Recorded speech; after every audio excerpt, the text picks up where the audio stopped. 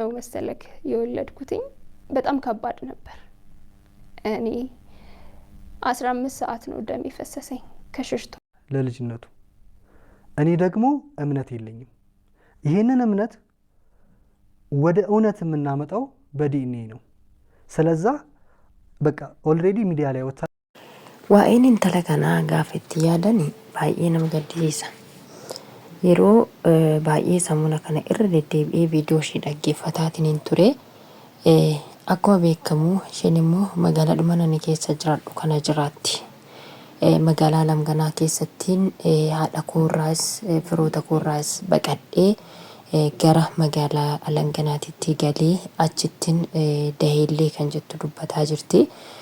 Egaa taatee mucaa kanarratti ta'e waan baay'ee nama gaddisiisudha. Haa ta'u malee immoo namtichi abbaan mucaa isheetii kuni mucaan kan kootii miti jechaanidha kan jiru. Asuma immoo deebisee maal jedhaani mucaan kun yoo kan koo ta'ee yaa mararsiistuti abbummaa kan koo isatti mucaadhaaf jedhedha. Ishee faana jiraachuu hin barbaadu. Isheen barbaadu yeroo darbitti yeroo duraatitti itti fayyadameera hanga danda'ee. Eddammoo mucaan erga dhalatee waggaa meeqa waggaa 3 atteetti jechuudha. Nagaan isiniif haa ta'u oduudhumaan isin qabe akkam jirtanii nagaa qabdanii nuti nagaa qabaa galata waaqayyo hunda keessan bira nagaa rabbii haa jiraatu bakka isin jirtanitti.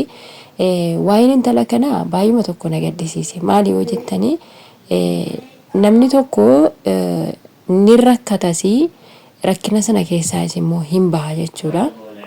So namichi kuni jalqaba viidiyoo idiit gochuudhaan wantoota garaagaraatiif jechuudha kan isaan walitti dhiyaatanii sanumarraan kan ka'ee walitti dhiyeenya gara biraatti darbanii akkuma carraa ta'e mucattii kana garaatti hafee gaafa garaatti ishee hafuu himteetti. Gaafa isheen itti himtee jirtu akkuma waan ishee faana garaa fuulduraatti jiraatutti gammachuudhaan isheerraa fudhate intala kanarraa jechuudha. Baay'ee gammadeette gaafa sana yemmuu nan itti himu baay'uma tokko gammadee jette. Echiin sana booda ishee maaliif gammadde akkanatti jedheetti himnaani rakkina qabu dhakaallee ta'uu baadhee guddifachuu nan danda'a ilmoo kana naan jedheetti. Garuu inni kan barbaadu maalidha ilmoo guddisuudha malee ishee faana jiraachuu hin barbaadu karaa fuulduraattis jechuudha. Ammallee yeroodhaaf iseetti fayyadama malee jechuudha. Yeroodhuma duraa yeroo mucaan uumame sanatti yeroo fuulduraatti gara fuulduraatti ilmoo kana waliin guddifachuu waliin ishee faana jiraachuu hin barbaadu. So gaafa kuni ta'ee jedhuun ishee baqqaa jedhee maatii kan kootiin haadha koo akkan itti amansiisu dhabee haaluma ta'een bakka haadha koo amansiifadhee haati kan koo eenyudha eenyumti na barsiisinaan jettee sana booda haadha kan kootiin wal barsiiseette. Gaafa haadha ishee faana wal barsiisteettu haatisii egaa hojiin ishee sammana hojii wanti ni miti barsiisinati waan akkasii hojjettee turte. Inna egaa isheen kanumarraa nu ka'ee ni qalabatii fi wantoota barbaachisu waan egaa cidha tokko irratti godhamu aannan qopheessaa isinumti jireenya keessan iddoo tokkotti waliin jiraadhatii ilmoo kana waliin guddisaa waliin ta'aatii jettee haati koo gaafa inni mana dhufu gorsiteetti. Gaafa kana bacirraashanii waan akkasii keessa galuu hin danda'u. Waan akkasii keessa galuudhaaf yaadis hin qabu.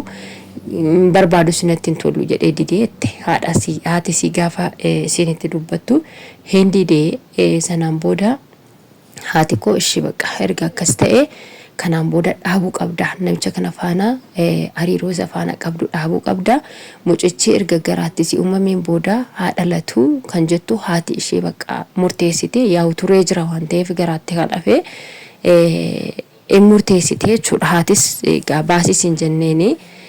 Iccitiin baay'inatu jira namtichi akka jedhutti kana dura hiriyaa biraa qabdi mucaan kan kootii miti jedheellee hanga gaafa dura gammadee jira asum deebisee immoo kaadeetiyyuu jira jechuudha. Mucaan kan kootii miti kan nan biraati kan jedhu kaadeetiyyuu jira jechuudha. Bara kana keessa waan akkasiitu jira. Garuu haa ta'u malee wanti kun turee jira waggaa 3 guuteera. Bara 2014 na fakkaata akkasiin jettutti. Kanaafiyyuu sana dura nama biraa faana turte akkasuma kana dura garaatti illee shaafe akka garaadhaa baasteellee natti himteetii jirti. Namni biraa akka isheetti taphatee waa meeqarraan ishee ga'eerree naa himameetii jira. Isheen mataan ishee natti himteetii jirti. Garuu isheen immoo jalqaba kan kooti yookiin immoo durbummaa kan koo isa tunarraa fudhate. isa faanadha kanan hin dhufina. Na Osman haasaati jiru ijoolleen koo natti dhufanii gaafa dhufan najjee godheetan natti dhufinaa hin jedheeni. እና harka balleessan jechuudha dubbichayyuu baay'ee naggeeffataa ture viidiyichaa isuma dhugaa dubbachuudhaaf jechuudha. Maaliifiini namni gaafa nama tokko walitti dhufu akkasuma immoo jireenya garaa fuulduraatiif namni kun naaf ta'amoo naaf hin ta'u jedhee ilaallatuutu jira. Garuu immoo rabbi keessa gaafa dhufu waan hundumaaniyyuu akka nuti yaadne sana nuu ta'uu dhiisuu danda'a. Akka nuti karoorfanne sana nuu ta'uu dhiisuu danda'a. Wanti hundinuu jechuudha. So waan kana ta'eefiyyuu mucattiin kun garuu baay'ima tokko na gaddisiiste isa dhugaa dubbachuudhaaf jechuudha. Baay'ima tokko jechuudha. Haa ta'u malee immoo amma mucaan kun waan fedhes haa ta'u mucaa kana deesseetti gaafa da'uu guyyaa 8 moo waan akkasiitiif dhiigni koo yaa'aa ture jettee gaafa da'uudhaaf jettu jechuudha. Yaa miidhamadha. Gaafa naga bulutu jira. Gaafa nyaadhee bulutu jira. Dayeetillee ka'ee immoo akka nama tokko akka araasii tokkotti narrafamne dayees numan ka'ee akkasuma mucichillee na harkatti dhukkubsatee natti fakkaatee gaafa inni catti jedhee waan tokko intini jedhu jira. Kan namoonni jalqaba gaafa daa'ima intini jedhanii kana dura hin beekan waa'ee daa'imaa ta'an daa'imtoo callistee raftees waan dhukkubsattee yookiin waa taate namatti fakkaata. Na yeroon itti fuudheefaa gara mana yaalattiin fiigututu jira. Kana hunduma keessa iyyuu dabarsee rakkina hundumaa keessa qophaa kan kootti osoo namni tokko na faana hin jiraatinidha.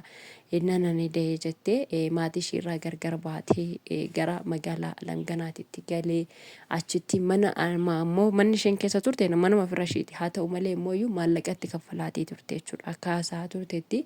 Haa ta'u malee rakkina kana hunda keessa dabartee mucaa kana aga kanaan gaattee jirti. Mucaan guddatee waggaa 3 ta'eetee jira. Har'a immoo abbaadha jedhee raawwatee itti dhufe gaafa sana kaadeetii jira jechuudha. Kan kootii miti. Isheenis akkas naan jettee chaatee jira moonni garuu. Gin isheen aarii inni yeroo sana si faana jiraachuu hin danda'u jedheeni fi akkas jechuu ni dandeessi jechuudha. Deebisee immoo ammasii gaafa nuti walitti dhufnu marsaa laguutirra jirti turteedha. Erga irra marsaa laguu qabattee jiraatte ofirraa qabaatte sana dura akkamittiin garaatti godhattee dheetii yaadanni kan kootii miti ana dura kan uumamedha wanti kun jechaati ture. Asumaan iyyuu immoo marsaa laguutirra jirti garuu inni haasan kun akkam akka ta'e naa galuu hin dandeenye jechuudha. Maaliifiin namoonni baay'een keenya akkasittiin kan rakkina kana keessatti haala hin beekamne keessatti kufnee jirru hedduu keenya jiraachuu dandeenya. Garuu immoo wantoota gara sooshaal miidiyaatiin darbu kana osoo gurra keenyatti qabneetii dhaggeeffannee nuufis barnoota nuu ta'uu danda'a. Namoota baay'eedhaaf gara fuulduraatitti namoonni egaa bara kana keessa akka durii miti wanti hundinuyyuu hunduu ofumaaf zawwi jedhee itti galuu jalqabe waan ta'eef wanta daarii kanatti waan hundattiyyuu garuu osoo dhaabbanneetii of ilaallee osoo waan hunduma keessattuu of madaallee bareedan jedhaan akka kan kootitti akkasuma immoo wantoota gara sooshaal miidiyaatti darbu kana osoo dhaggeeffanne